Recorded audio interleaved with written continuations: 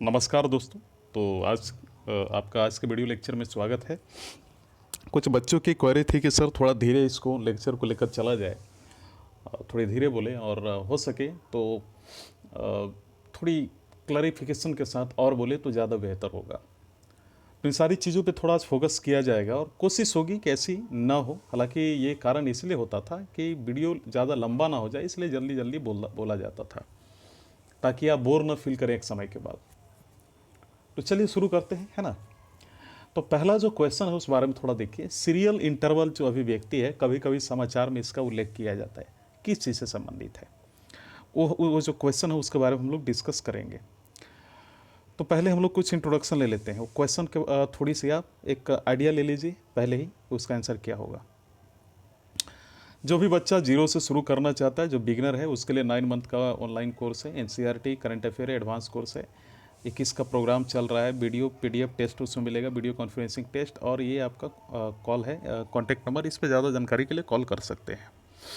साथ ही कुछ बिंदु जो मैं आपको बोलना भी चाह रहा था कि अगर आप फ़ी भी आप देख सकते हैं, फ़ी भी यहाँ पे मेंशन है, बढ़ा जाए। तो क्वेश्चन मैंने आपको बोल दिया था, आप आंसर इसका सोचिए। आपने सोच भी लिया होगा आंसर, कि आंसर क्या होगा। इसका आंसर होगा सी, कोविड-19 का संचरण।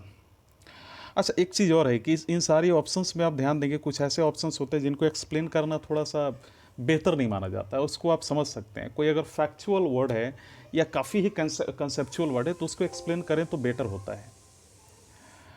तो थोड़ी जानकारी लेते हैं। तो चलिए आगे बढ़ते हैं। तो जैसा कि आप यहाँ पे देख सकते हो कि कोरोना संक्रमण पर वार में सीरियल इंटरवल मददगार, ऐसा एक न्यूज़ आया था, हर एक न्यूज़पेपर में छाया भी हुआ था। तो देखिए, पहले समझिए सीरियल इंटरवल क्या है। देखिए, किसी भी व्यक्ति में मान लीजिए कि कोरोना संक्रमण के लक्षणों को जो है शुरुआत और या फिर उसके संपर्क में आने वाले व्यक्ति में इसके जो है लक्षणों के प्रारंभ के बीच की अवधि को सीरियल जो है इंटरवल कहा जाता है। मान लीजिए कि एक एग्जांपल के तौर पे दो पर्सन का नाम लेते हैं, पर्सन ए और पर्सन बी। तो पर्सन ए को किसी कोरोना संक्रमित जो है के संपर्क में आया और उसमें वो बीमारी के लक्षण दिखने लगे मान लीजिए कुछ समय बाद। तो इससे पहले कि पर्सन बी उसके संपर्क में आ चुका था, अब समझिए बात को, संपर्क में आ चुका था और एक अंतराल के बाद उसमें भी संक्रमण के लक्षण दिखने लगे, राइट। तो जो पर्सन ए और बी है उसमें जो है कोरोना संक्रमण के लक्षणों को दिखने के अंतराल को ही सीरियल इंटरवल कहा जाता है। तो कुछ लोग इसको धारावाहिक से जोड़ लेते हैं, ऐसा नहीं है। आप उस बिंदु पे ना जाएं, वो बेटर होगा। ये सारी बिंदु थी और मैंने इसके बारे में आपको जो है डिस्कशन में बता दिया। तो आप यहाँ समझिए कि कोविड-19 संचरण आप तो ऐसे ही समझ गए। अच्छा, एक चीज़ और है, आप यहाँ पे भारत चीन सीमा विवाद देख सकते हैं। इसके बारे में आपने बहुत न्यूज़ सुनी होगी, लेकिन इसको एक बोला जाता है ना कि हाल ही में आपने न्यूज़ भी सुना होगा, लेकिन इसको बोला जाता नहीं कि ये सिर्फ 1 मिनट 2 मिनट या 10 मिनट में कंप्लीट नहीं हो सकता। बहुत बड़ा टॉपिक है। इसको डेप्थ में समझने के लिए एक पूरा लेक्चर चाहिए, 1 डेढ़ घंटे का डेप्थ में समझने का। हालांकि ऐसे तो लोग 30 मिनट में भी कर देते हैं। इजराइल यूएई शांति समझौता, तो इस बारे में मैं आपको बताता हूँ क्योंकि थोड़ा जानना जरूरी है। देखिए, हुआ क्या था कि एक समय इजराइल और संयुक्त अरब अमीरात के बीच एक शांति समझौता हुआ था। तो इजराइल और संयुक्त अरब अमीरात के बीच उस शांति समझौता, या फिर आप ये यूँ कह लें कि मान लीजिए अब्राहम समझौता भी उसको बोला जाता है, तो वो हुआ था 13 अगस्त 2020 को संपन्न हुआ था। और ये एक अप्रत्याशित समझौता था दोस्तों। यदि इस समझौते पर हस्ताक्षर कर दिए जाते तो संयुक्त अरब अमीरात क्या हो जाता, तीसरा अरब देश। तो ये कहा जाता है, कुछ लोगों का मानना है कि यदि समझौते पर हस्ताक्षर कर दिए जाते हैं तो संयुक्त अरब अमीरात जो है ना, वो तीसरा अरब देश बन जाएगा। तो जिसने इजराइल के साथ अपने संबंध जो है सामान्य किए हैं हाल के सालों में, हालांकि पहले तो इनके संबंध उतने अच्छे नहीं थे। इसके पहले मिस्र ने जो है लगभग कितना 1900 हम बोल सकते हैं 79 में, और जॉर्डन ने लगभग 1994 में जो है इजराइल के साथ औपचारिक रूप से अपने संबंध सामान्य किए थे। हालांकि इस समझौते के पहले ऐसा ही बोला जाता है कि इजराइल और यूएई के बीच बहुत दिनों से अच्छे संबंध चल रहे थे। तो ये कुछ बिंदु थी, है ना। तो अगला देखते हैं, वैश्विक आतंकवाद पर संयुक्त राष्ट्र की समिति, बहुत समितियां बैठी हैं, ये कोई नई नहीं है ये कि इसमें इसके बारे में हम लोग डिस्कस करें।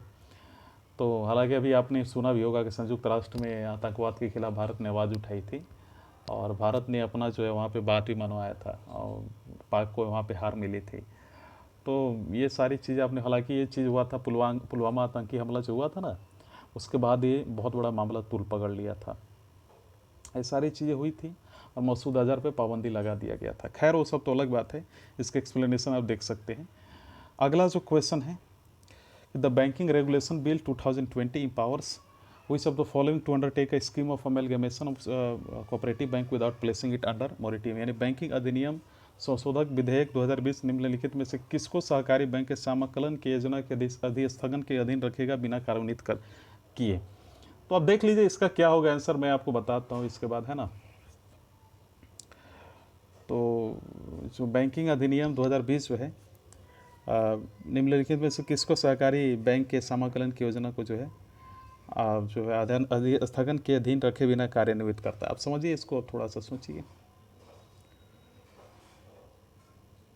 चलिए इसका आंसर जानते हैं, ऑप्शन सी हो गया भारतीय रिजर्व बैंक। देखिए मैं यहाँ पे वित्त मंत्रालय और राज्य सरकार के बारे में नहीं बताऊंगा, ये एग्जाम में आती भी नहीं है टॉपिक, ये थोड़ा सा एक्सपेंडेड टॉपिक है जिसको आपको समझना होगा। ये मैं नहीं ये बताना थोड़ा अजीब होगा ना कि राज्य सरकार किसको कहते हैं, ये ऐसे क्वेश्चंस नहीं आते, बेहुदा क्वेश्चंस होती है। तो सबसे पहले समझते हैं ये हम लोग जिसको आप लोगों ने बात किया कि बैंकिंग रेगुलेशन अमेंडमेंट बिल यानी बैंकिंग नियमन संशोधन बिल। देखिए लोकसभा में भी हाल ही में पारित हुआ है और एग्रीकल्चर रिफॉर्म बिल भी हुआ है, उस पर भी कभी चर्चा की जाएगी। तो अभी ये समझते हैं कि क्या है इस विधेयक के जो मुख्य बिंदु है उसके बारे में थोड़ा चर्चा करते हैं। देखिए यह विधेयक जो है दोस्तों भारतीय रिजर्व बैंक यानी आरबीआई को आवश्यकता पड़ने पर जो है सहकारी बैंकों के प्रबंधन में जो है बदलाव करने का अधिकार देता है। हालांकि इससे सहकारी जो बैंकों में अपना पैसा जमा करने वाले जो है आम लोगों के हितों की रक्षा होगी, समझिए। तो विधेयकों में ये कहा गया है कि मान लीजिए आरबीआई के सहकारी बैंकों के नियमित कामकाज पर रोक लगाए बिना उसके प्रबंधन के बदलाव के लिए योजना तैयार करने का अधिकार मिल जाएगा। कृषि सहकारी जो समितियां हैं ना, या फिर मुख्य रूप से आप उसको बोल सकते हैं कृषि क्षेत्र में काम करने वाली सहकारी समितियां, तो इस विधेयक के दायरे में नहीं आएंगे, ध्यान रखिएगा, एग्जाम में आता है सब सारा चीज़।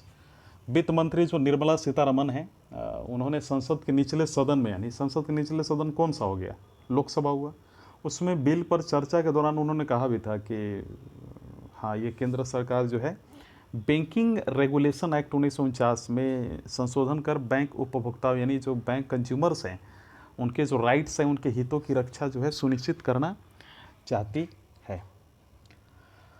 तो हालांकि एक चीज़ और मैं बता दूं कि इससे इस बिल को से जमाकर्ताओं को जो है क्या फ़ायदा होगा।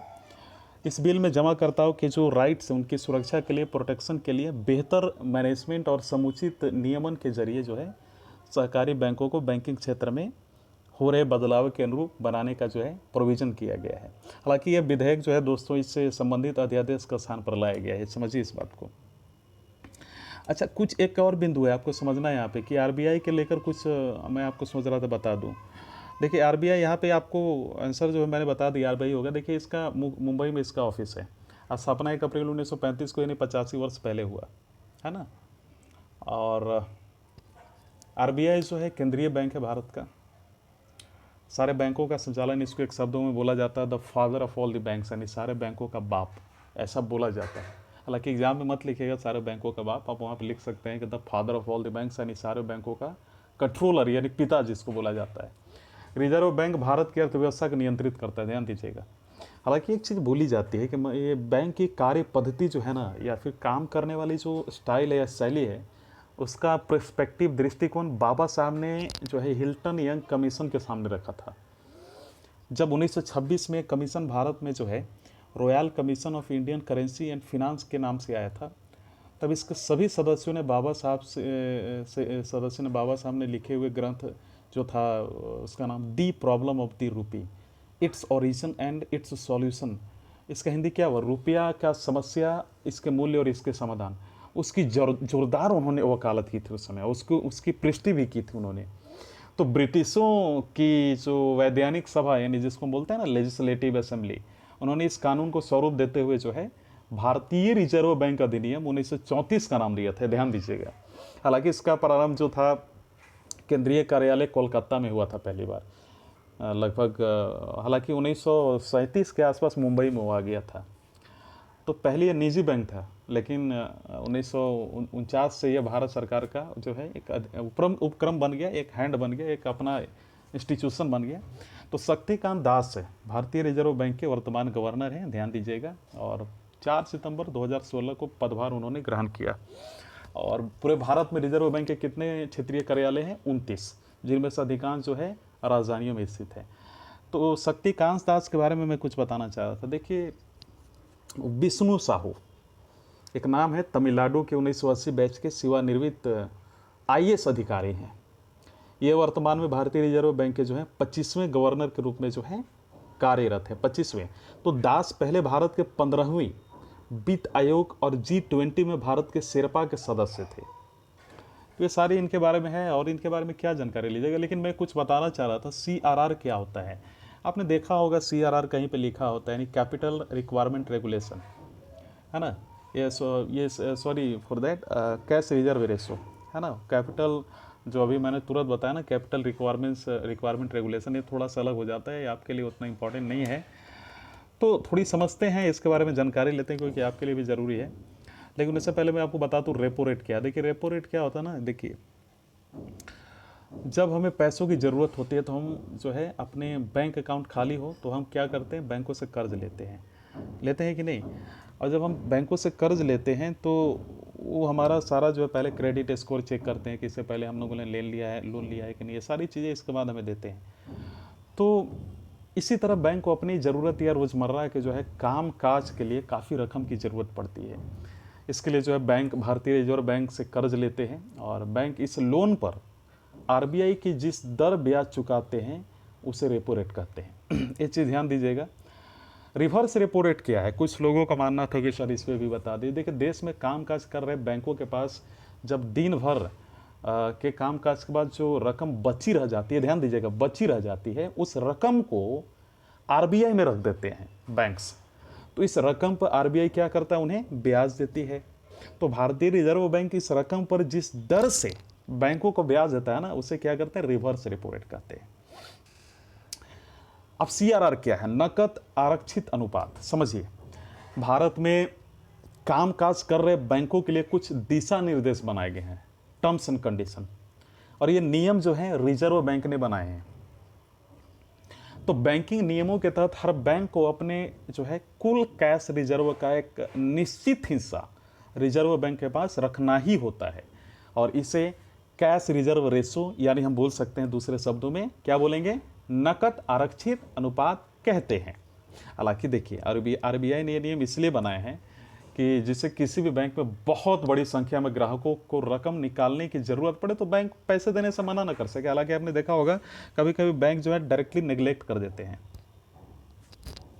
है ना। तो ये सारी है। अगला है SLR, इस पर थोड़ा सा हम लोग डिस्कस करते हैं। देखिए, SLR बहुत इंपॉर्टेंट है, समझिए। रिजर्व बैंक अर्थव्यवस्था में जो है नकदी की स्थिति को नियंत्रित करने के लिए जिन उपायों का सहारा लेता है उनमें SLR एक महत्वपूर्ण उपाय है। तो स्टैट्यूटरी लिक्विडिटी रेशियो, आप चाहे इसको दूसरे शब्दों में क्या बोलेंगे, वैधानिक तरलता अनुपात बैंकों के पास उपलब्ध जमा का वह हिस्सा होता है जो कि उन्हें अपनी जमा पर लोन जारी करने के पहले अपने पास रख लेना जरूरी होता है। SLR नकदी, स्वर्ण भंडार, सरकारी प्रतिभूतियों जैसे किसी भी रूप में हो सकता है।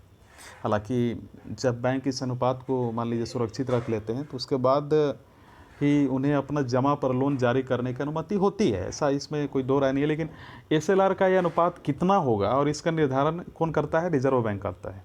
तो अभी भारत में जो है SLR की अधिकतम सीमा कितनी है? 40% तक रह चुकी है। तो RBI के बैंकों के लिए SLR की सीमा 40% और न्यूनतम 0% तक भी रखने का अधिकार है, इसमें कोई दो राय नहीं है। ये सारी चीज़ें थी, लेकिन मैं थोड़ी सी और स्पीड सोच रहा हूँ, थोड़ी तेज़ी से बोलूँ क्योंकि बहुत लंबी वीडियो हो जाएगी।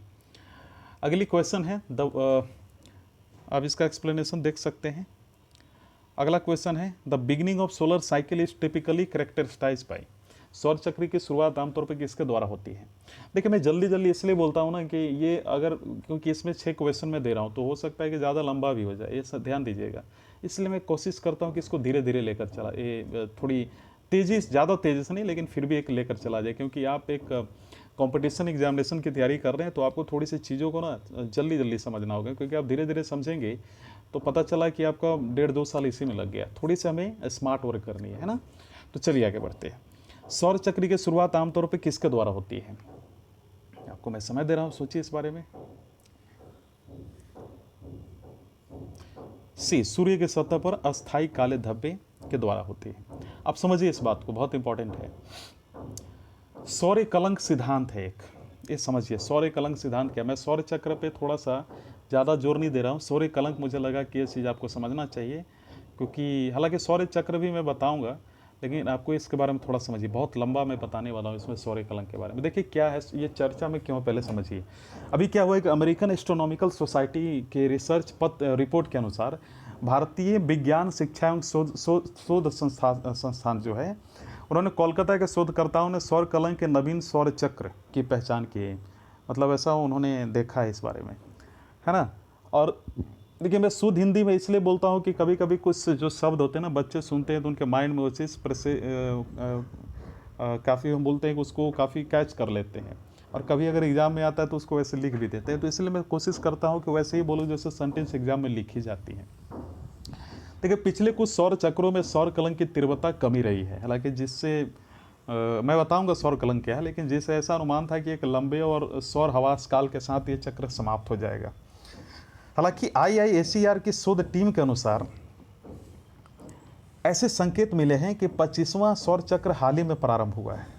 हालांकि पिछले 3 सौर चक्रों पर जो है सौर गतिविधियां कमजोर रही हैं, अतः हम ये बोल सकते हैं कि मान लीजिए 25वें सौर चक्र के प्रारंभ होने के समय को लेकर अनेक विवाद जुड़ गए हैं। तो IIACR ने शोध कार्य में नासा के अंतरिक्ष आधारित सोलर डायनेमिक्स ऑब्जर्वेटरी के डेटा का जो है इस्तेमाल किया है। अब सौर कलंक क्या है?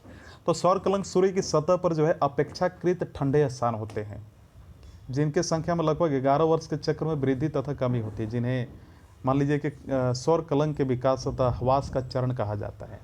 तो वर्तमान में इस चक्र की न्यूनतम संख्या या फिर हवास का चरण चल रहा है। तो पृथ्वी से सूर्य की दूरी लगभग कितनी है, गेस कीजिए? 148 मिलियन किलोमीटर। इतना होने के कारण ये शांत और स्थिर जो है प्रतीत होता है। तो लेकिन वास्तविकता में सूर्य की सतह से विशाल सौर फ्लेयर्स एवं कोरोनल मास इंजेक्शन के बाहरी अंतरिक्ष में उत्सर्जन होता है ना।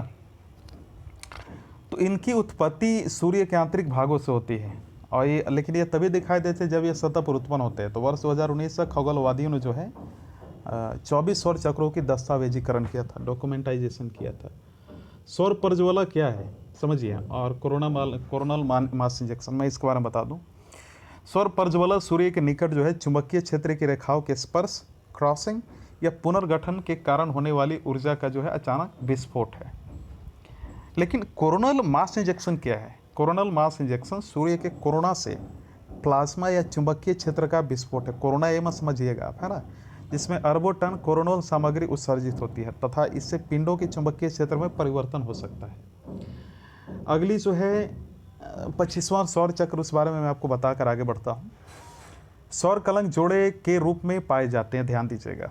तो शोधकर्ताओं ने यानी रिसर्चर्स ने मैग्नेटिक फील्ड यानी चुंबकीय क्षेत्रों के ऐसे 74 जोड़ों के अध्ययन में पाया कि इनमें से 41 का अभिविन्यास 24वें चक्र के अनुरूप और 33वें का अभिविन्यास 25वें चक्र के अनुरूप है। तो अतः इस प्रकार वो ये निष्कर्ष निकालते हैं कि सौर कलंक का 25वां चक्र सूर्य के आंतरिक भाग में चल रहा है। तो एक चीज़ और बात है कि छोटे चुंबकीय क्षेत्र और चुंबकीय ध्रुवीयता अभिविन्यास के साथ कुछ पूर्ण विकसित सौर कलंक दिखाई देने लगे हैं, जो बताते हैं कि सौर कलंक का चक्र 25वां चक्र सौर सतह पर दिखाई देने से शुरू हो गया है और 25वें सौर चक्र के प्रारंभ को बताता है।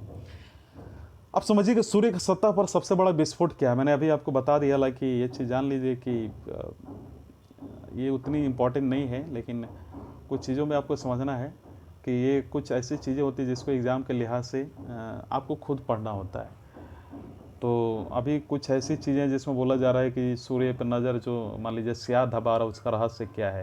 ये रहस्यमयी बातों पे हमें नहीं जाना है, हमें फैक्ट पे बात करना है, क्योंकि हमारा जो सिस्टम है जिसके लिए हम लोग तैयारी कर रहे हैं ना, वो एक एग्जाम्पल भूत पिचास या फिर जो पैरानॉर्मल चीज़ें होती है मिस्टीरियस, उस पर वो भरोसा नहीं करती है, वो कानून पे भरोसा करती है, इसलिए हमें इन सब सारी चीज़ों से दूर रहना है। अगला जो है अणुओं का संघनन जो है, ये भी इम्पोर्टेंट नहीं है, ये चीज़ आप केमिस्ट्री में पढ़ सकते हैं। अगला जो हमारा क्वेश्चन उसकी तरफ बढ़ते हैं, है ना। अगली क्वेश्चन है, यहाँ पे देख सकते हैं, काफ़ी इंपॉर्टेंट क्वेश्चन मैं मान रहा हूँ। भूमि क्षरण और कोरल रीफ कार्यक्रम को कम करने की वैश्विक पहल किसके द्वारा किया गया है? तो आप समझिए किसके द्वारा किया गया है। समय देता हूँ, आप सोचिए।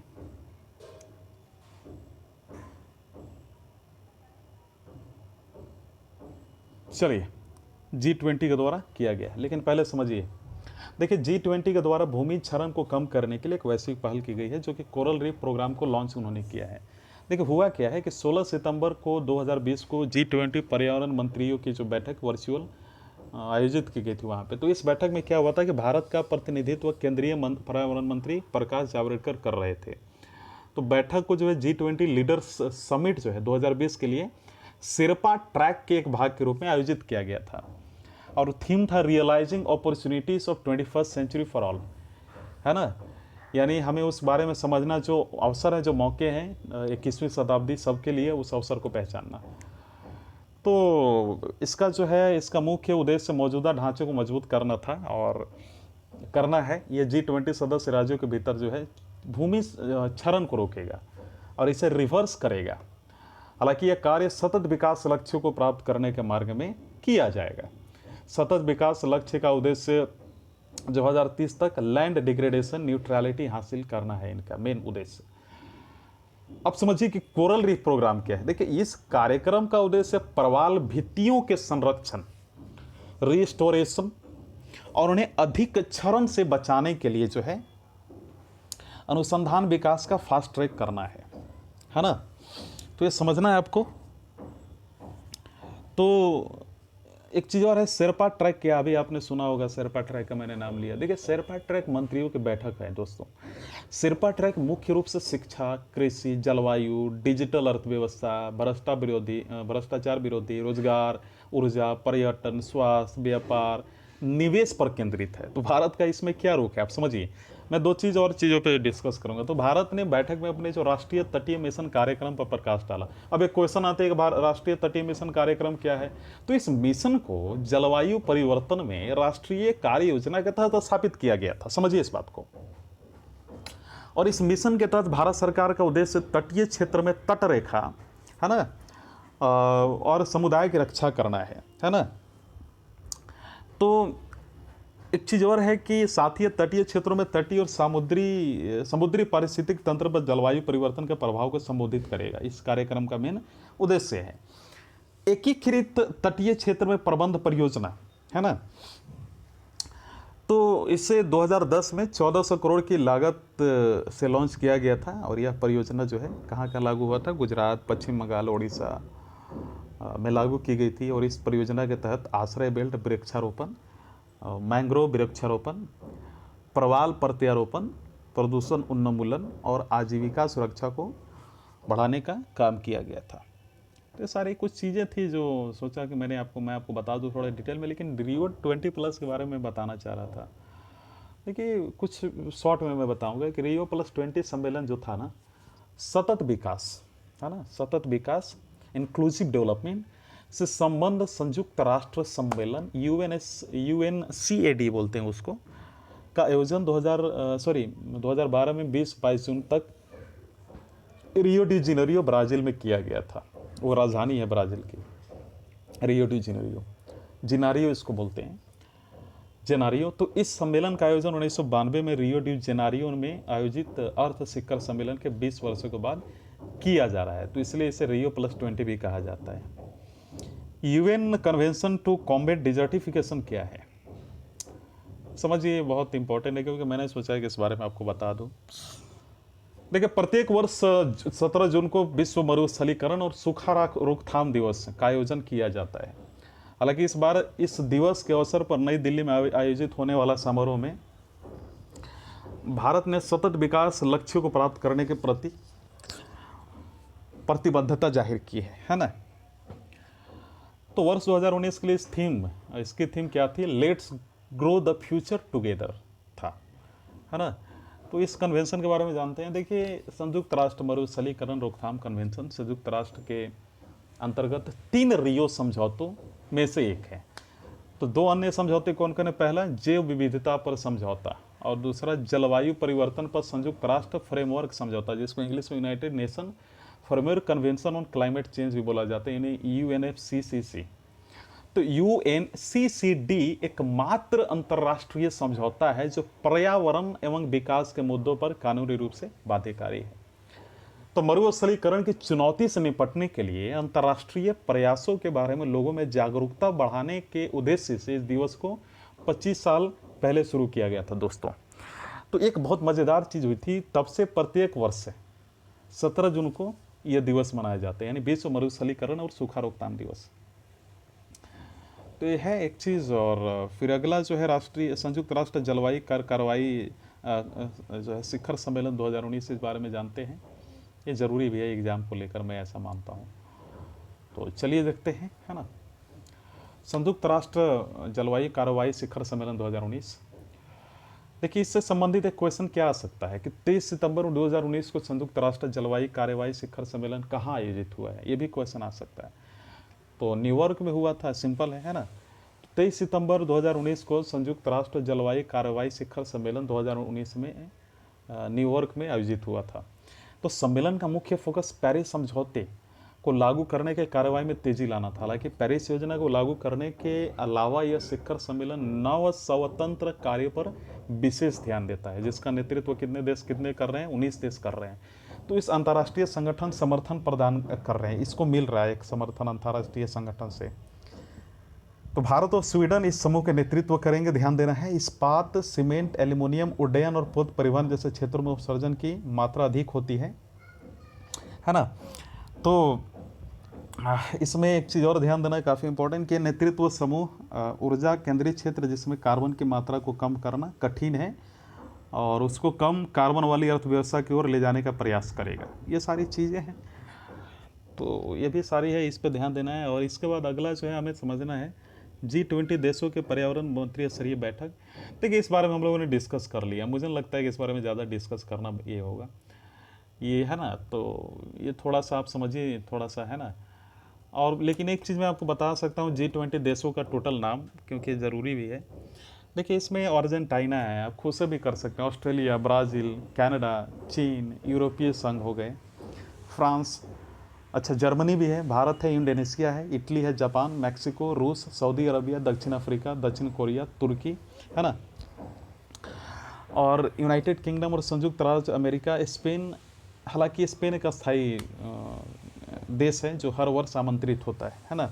इससे ध्यान दीजिएगा। अच्छा, ये हो गया हमारा। अगला जो है उस बारे में डिस्कस करते हैं, थोड़ा सा इम्पोर्टेंट भी है। चलिए अगला क्वेश्चन की ओर बढ़ते हैं। क्वेश्चन क्या है, समझिए क्वेश्चन को। यदि निवेश को FDI कुल होल्डिंग के रूप में वर्गीकृत किया जाता है और यदि FDI होल्डिंग 10% से ज़्यादा हो तो इस पर वापस आती है, तो इसे निम्नानुसार वर्गीकृत किया जाता है। किस रूप में इसको देखा जाता है? तो आप सोचिए इसका आंसर क्या होगा। थोड़ा समय मैं देता हूँ आपको।